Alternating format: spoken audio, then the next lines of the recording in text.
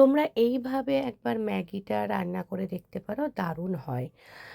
এখানে আমি ভেজ ওই আটা ম্যাগিটা নিয়েছি। আর নিয়েছি একটু গাজর কুচি, ক্যাপসিকাম কুচি, পেঁয়াজ কুচি আর একটা কাঁচা লঙ্কা কুচিয়ে দিয়েছি। আ তো কাঁচা লঙ্কাটা এভয়েডও করতে পারো।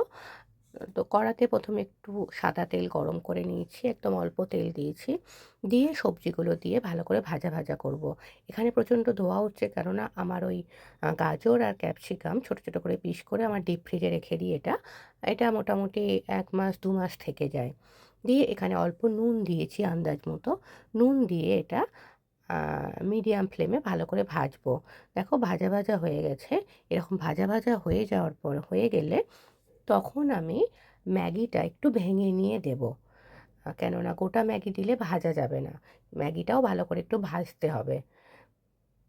ম্যাগিটা যখন একটু নাড়াচাড়া করে মিডিয়াম ফ্লেমে করব এটা, হাই ফ্লেমে দেব না।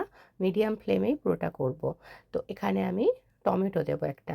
টমেটোটা দিয়ে আবারও খানিকক্ষণ নাড়াচাড়া করব। একটু যখন ভাজা, ভাজা হয়ে যাবে, ভালো করে একটু ভাজা, ভাজা হয়ে যাবে, তখন আমি ওই ম্যাগির মধ্যে যে মশলাটা থাকে, সেই মশলাটা আমি দিয়ে দেব। এখানে লো ফ্লেম করে নিতে হবে।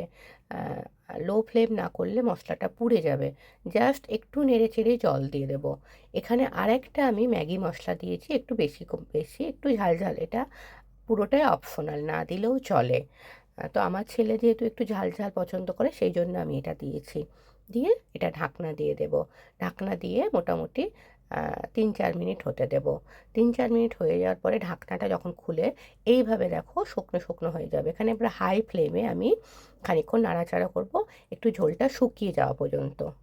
এইভাবে ম্যাগি রান্না করে যদি টিফিনে দেওয়া যায় বাচ্চাদের, ম্যাগিটা চাপ, চাপ হয় না এবং খুব ভালো থাকে, ঝরঝরে থাকে। আর আমার ছেলে তো এটা দিলে পুরো টিফিনটাই খেয়ে আসে।